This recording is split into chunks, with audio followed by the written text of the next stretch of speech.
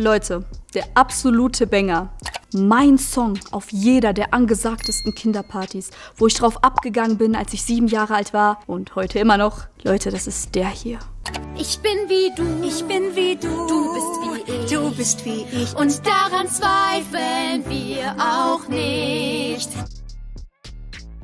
Ein Mädchen genau wie du. Ich habe Barbie als Kind geliebt, Leute. Ich habe fast jeden Barbie-Film geguckt. Ich habe damals zu Weihnachten meine geliebte Sternfee Barbie geschenkt bekommen, die ich zum Schlafen auch immer mit ins Bett genommen habe, was extrem ungemütlich gewesen sein muss. Ich hatte so einen riesen Frisierkopf vom Barbie Schwanensee, den ich leider extrem verunstaltet habe, eine Barbie Meerjungfrau und yes, ich war ein absoluter Barbie-Fan und um sie soll es heute auch gehen. Denn sie hat über die Zeit nicht nur eine krasse Wandlung gemacht, sie steht auch immer wieder in der Kritik wegen dem Frauen- und Körperbild, das sie vermittelt, aber sie soll mittlerweile krass up-to-date sein und auch richtig divers. Wir schauen uns das alles mal genauer an und gucken, was da wirklich so dran ist. Barbie ist eine der berühmtesten Puppen, wenn nicht sogar die berühmteste Puppe der Welt und die meistverkaufte. Aber sie ist längst keine einfache Puppe mehr. Sie gilt als Ikone. Über sie gibt es den Songklassiker schlechthin. Und den gibt es wiederum mit neuem und empowernden und zeitgemäßeren Text. Not your Barbie girl, I'm living in my own world. I am plastic, call me classic. You can't touch me there, you can't touch my body unless I say so. Ain't your Barbie, no. Was es mit dem Thema auf sich hat, darauf gehe ich später nochmal genauer ein. Es gibt einen Haufen Filme über sie, über die es wiederum einen Premium-Meme-Content gibt. Wirklich so. Good morning, miss. No, thank you. They ask you how you are, you just have to say that you're fine when you're not really fine. Und dann gibt es auch noch sowas.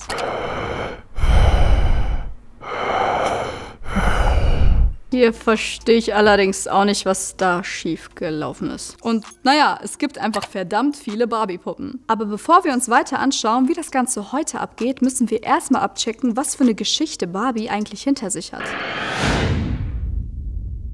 Angefangen hat alles in Deutschland und zwar mit einem Comic in der Bild-Zeitung 1952. Die Titelfigur darin hieß Lilly und sie sollte selbstbewusst, Single und frech sein und sie hat ihr eigenes Geld verdient. Aber sie hatte auch eine Schwäche für reiche Männer und wurde sehr erotisch dargestellt. Und rein äußerlich war sie mega repräsentativ für das Schönheitsideal der 50er. Wie das genau aussah, darüber hat Valeria in diesem Video hier gesprochen. Und weil der Lilly-Comic so erfolgreich war, hat die Redaktion sich dafür entschieden, eine Puppe draus zu machen. Aber die war überhaupt nicht als Spielzeug gedacht, sondern einfach als eine Art Merchandise. Und der hat sich super verkauft. Diese Lilly-Puppe hat dann die Mitgründerin vom Spielzeugkonzern Mattel, Ruth Handler, bei einer Reise in der Schweiz entdeckt und war begeistert. Sie hat sich dann die Rechte an der Puppe gekauft. Die Idee, eine Modepuppe für Kinder zu machen, soll sie allerdings schon länger gehabt haben, weil ihre Tochter Barbara Papierpuppen gebastelt hat, die sie als College-Studentinnen, Cheerleader oder Geschäftsfrauen gestylt hat. Das hat Ruth Handler dann wohl auch inspiriert, die Puppe nach ihrer Tochter zu benennen. Aber das hat uns ja schon Shireen David beigebracht. Und übrigens, Barbies echter Name ist Barbara. Um genau zu sein, Barbara Millicent Roberts. Die wurde dann das allererste Mal 1959 in New York vorgestellt.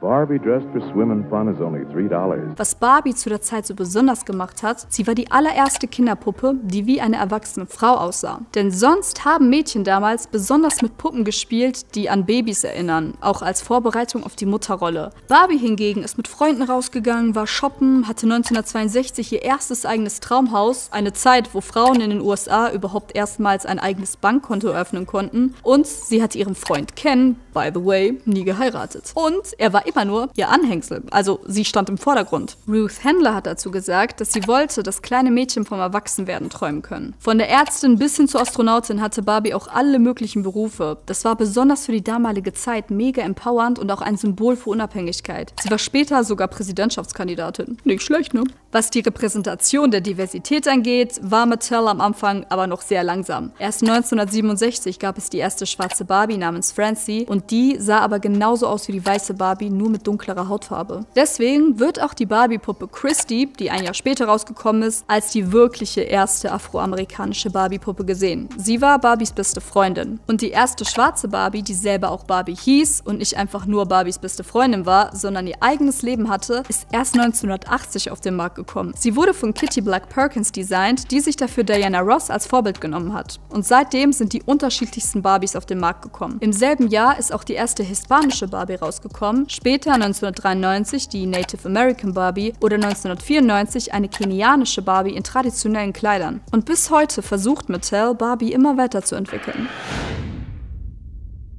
Heute hat Barbie einen eigenen TikTok-Kanal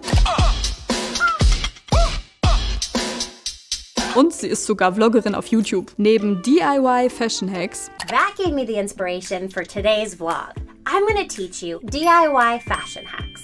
gibt es ja auch Videos, in denen sie über mentale Gesundheit spricht.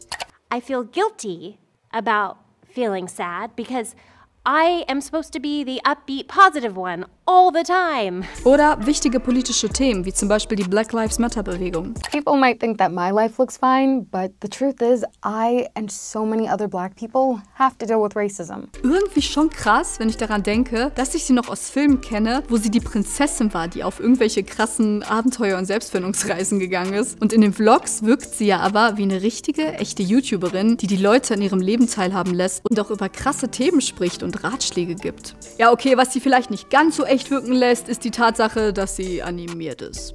Captain Obvious. Und das macht es ganz schön tricky, weil sie hier wie eine reale Person dargestellt wird, die ja trotzdem verkauft werden soll. Denn die Barbie-Puppe selbst bleibt natürlich ein Produkt und diese Vlogs sind eine der vielen Wege, dieses Produkt auch zu verkaufen. Der Hersteller betont aber immer wieder, wie sehr es ihm darum ginge, junge Mädchen zu inspirieren. Zum Beispiel wollen sie laut eigenen Angaben weibliche Vorbilder feiern, die junge Mädchen inspirieren und haben deswegen beispielsweise Frida Kahlo als Barbie-Puppe rausgebracht, die Fechterin Ibtihaj Mohammed oder die NASA-Mathematikerin und Physikerin Katherine Johnson. Also man merkt, Mattel versucht sich immer wieder vom Klischee blond, weiß und dünn zu lösen. Es gibt mittlerweile Barbies mit Pigmentstörungen, einer Beinprothese, mit Glatze oder Barbies im Rollstuhl. Sogar Ken hat längere Haare bekommen. Und es gibt neben der klassischen Barbie auch 3 neue Körpertypen. Groß, zierlich und kurvig. Auch Ken gibt's dazu noch in schmächtiger oder kräftiger als die Originalpuppe. Dazu dann noch 22 Hautfarben, 76 Frisuren, 94 Haarfarben und 13 Augenfarben. Wow, das alles hat echt große Wellen geschlagen, aber immer noch nicht alle happy gemacht. Was Mattel nämlich zum Beispiel als kurvig bezeichnet, ist immer noch dünner als die durchschnittliche britische Frau, wie hier die BBC in dieser Grafik zeigt. Und die Kleidergröße der kurvigen Barbie wäre im echten Leben 36, während die der durchschnittlichen deutschen Frau 42 ist. Wenn man das allerdings mit 1963 vergleicht, ist es trotzdem schon ein großer Fortschritt, denn da gab es Barbie noch zusammen mit einer Waage, die 50 Kilogramm angezeigt hat und einem Buch, wie man Gewicht verliert. Und da drin stand einfach nur Don't eat. Bester Tipp. Stellt euch vor, ein kleines Kind liest das. Generell wurde Barbie jahrelang kritisiert, dass sie ein ungesundes Körperbild und Geschlechterstereotype vermittelt. Sarah Allen von Metal UK sagt dazu, dass Barbie halt eine Puppe ist und nicht dazu gedacht ist, den Körper einer echten Frau darzustellen. Die Psychologin Helga Dittmar von der Sussex University kritisiert das und sagt, egal ob es beabsichtigt ist oder nicht, wenn die Puppe Schaden anrichtet, dann ist es halt besorgniserregend. In einer Studie hat sie zum Beispiel Kinder zwischen 5,5 und 7,5 Jahren untersucht und herausgefunden, dass sie weniger zufrieden mit ihrem Körper waren, nachdem sie ein Buch gelesen haben, mit Bildern, wo die originale Barbie drauf zu sehen war. Die Kinder hingegen, die dieselbe Geschichte ohne Bilder gelesen haben, hat das nicht beeinflusst. Laut einigen Forscherinnen und Forschern einer weiteren Studie entwickelt sich das Körperbild von Kindern so zwischen 6 und 11 Jahren. Und Puppen und Medien können diesen Prozess beeinflussen. Mädchen, die mit sehr dünnen Puppen gespielt haben, sehen dünnere Körper eher als Schönheitsideal als Mädchen, die mit Puppen mit realistischeren Körperproportionen gespielt haben. Und wenn die Kinder aber mit den realistischer ausschauenden Puppen gespielt haben, nachdem sie mit den sehr dünnen gespielt haben, hat sich nichts mehr daran geändert, dass ihr ideal angestrebter Körpertyp sehr dünn ist. Sprich, der Schaden war sozusagen nicht mehr rückgängig zu machen. So können junge Mädchen also schon mega früh ein unrealistisches Körperbildideal entwickeln und auch das Risiko für eine Essstörung ist höher. Dass Barbies Körpermaße nicht so realistisch sind, ist, denke ich, kein großes Geheimnis mehr. Dazu gibt es interessante Vergleiche auf der Webseite rehabs.com. Die hilft einem in den USA, Behandlungszentren für psychische Gesundheit zu finden. Man sieht hier die Körpermaße von Barbie, wenn sie ein echter Mensch wäre, verglichen mit den Maßen der durchschnittlichen amerikanischen Frau. Und naja, so einen Körper wie Barbie zu haben, ist eigentlich eine Sache der Unmöglichkeit.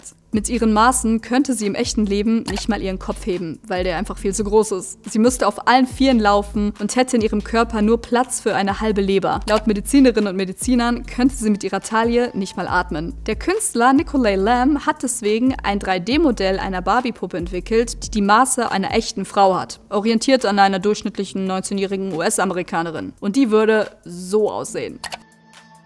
Ein britischer Online-Shop hat dasselbe mit Ken gemacht, um zu zeigen, dass es mehr gibt als nur den Modelmann mit Waschbrettbauch, und hat online Puppen entworfen, die mehr aussehen wie echte Männer. Es gibt zum Beispiel einen rothaarigen Hipster-Ken mit Vollbart, einen mit Halbglatze, einen Business-Ken und einen Strand-Ken mit Bierbauch. So muss das. Und auch wenn es jetzt realistischere Puppen gibt, einige Frauen wollen trotzdem aussehen wie Barbie und machen dafür zig Beauty-OPs. Von Augen vergrößern bis hin zu Rippen entfernen lassen, nehmen die dafür wirklich alles in Kauf und begeben sich auch in Lebensgefahr.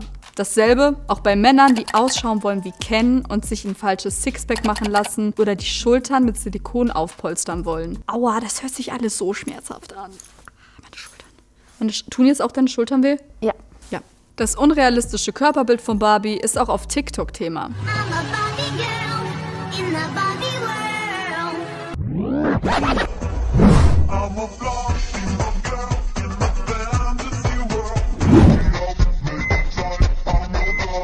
Die Genderforscherin Stevie Schmiedl kritisiert, dass das Bild der schlanken, blonden Frau als Erfolgserlebnis verkauft wird und dass sich so vor allem Mädchen immer früher um ihr Äußeres kümmern und sich darüber definieren. Überhaupt ist sie kein Fan von so geschlechtsspezifischem Spielzeug. Auch da hat Mattel versucht, gegenzusteuern und hat genderneutrale Unisex-Puppen rausgebracht. Bewusst ohne Namen und ohne offizielles Geschlecht, denn die Kinder sollen selbst entscheiden. Außerdem gibt es Ken mittlerweile auch mit Waschmaschine oder Glitzerflosse. Und es gibt sogar auch eine Werbung, die einen Jungen zeigt, der mit Barbie spielt, was gegen dieses alte Rollenbild geht, von wegen Jungs können nur mit Autos spielen und Mädchen nur mit Puppen. Ihr wisst ja schon. Hol dir jetzt die neuen Frisierpuppen in verschiedenen Haarfarben zum Frisieren und Bürsten. Hol dir jetzt die coolen Düsenjets mit Turboantrieb. Jetzt sogar mit wunderschöner Prinzessinnenkrone mit glitzernden Diamanten.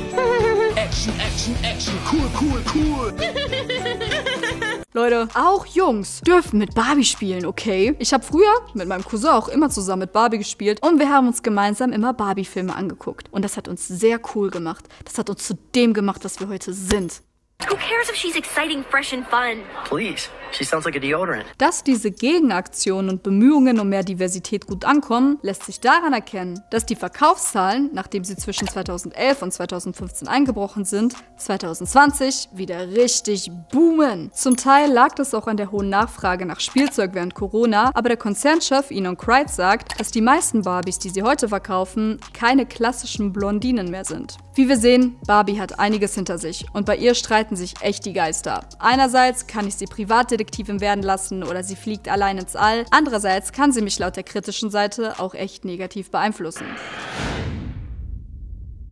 Auch wenn die bei Barbie ja anscheinend überall versuchen, so viele diverse Puppen wie möglich rauszubringen, hat's Barbies Vizepräsidentin für Design, Kim Kilmone, ganz gut auf den Punkt gebracht. Wenn man Barbie erwähnt, kommt einem ein sehr klares Bild einer blonden, blauäugigen, schlanken Puppe in den Sinn. Also das ist halt die erste Assoziation, die man hat. Aber Representation matters, Leute. Da finde ich das, was Tawfiq Okoya, der Erfinder der African Queen Dolls, gesagt hat, so wichtig. Meine Tochter wünschte sich, weiß zu sein, weil alle ihre Puppen weiß waren. Sie liebte sie wollte aussehen wie sie, aber dann schaute sie in den Spiegel und sah etwas völlig anderes. Unsere schwarzen Puppen sollen deshalb Kindern Selbstvertrauen geben und ihnen spielerisch ihre eigene Herkunft bewusst machen. Ich finde, das zeigt, es sind halt nicht einfach nur Puppen. Sie können Kinder wirklich krass beeinflussen. Und besonders Barbie war ein Spielzeugkiste von so vielen Kindern. Die Professorin für Textilgestaltung am Kulturwissenschaftlichen Institut der Uni Paderborn, Iris Koloff-Kahl, sagt auch, dass Barbie von Bedeutung für die Kulturgeschichte ist. Auf der einen Seite kann ich so Kritik wie von der Autorin M.G. Lord in ihrem Buch Forever Barbie, The Unauthorized Biography of a Real Doll 1994 gut verstehen, wo sie schreibt, dass Barbie ein Spielzeug ist, das von Frauen für Frauen entworfen wurde, um Frauen beizubringen, was im positiven wie im negativen Sinne von ihnen gesellschaftlich erwartet wird. Wobei Wobei ich hier noch ergänzen will, dass sie hier die ursprüngliche Barbie-Puppe damit meint und wie ich ja schon gesagt hatte, natürlich auch Jungs mit Barbie spielen können, wenn sie die cool finden, ne? 2022 und so. Auf der anderen Seite darf man nicht vergessen, dass Barbie damals für einen Umbruch gestanden hat und dass es auch um Empowerment ging. Ich persönlich sehe Barbie als eine Puppe oder ein Spielzeug, was gewissermaßen die Gesellschaft, den Zeitgeist und ihre Schönheitsideale widerspiegelt. Eben das unerreichbare weiße Schönheitsideal, aber auch den Schritt in Richtung mehr Diversität, wo definitiv noch Luft nach oben ist, so wie aktuell ja in so vielen anderen Bereichen des Lebens auch. Inwiefern es dem Hersteller jetzt hier wirklich um die echt gelebte Diversity geht oder ob vor allem Verkaufszahlen der Antrieb sind, lässt sich hier nur spekulieren. Aber ich finde es trotzdem wirklich mega cool, wie viele verschiedene Barbie-Puppen es mittlerweile einfach gibt. In meiner Kindheit hat Barbie definitiv eine große Rolle gespielt. Ich habe es geliebt, wenn sie in Barbie und der geheimnisvolle Pegasus sassy und zynische Widerworte gegeben hat, wie sie als Musketier den Prinzen beschützt hat und wie sie als Prinzessin voll mit dem Dorfmädchen relaten konnte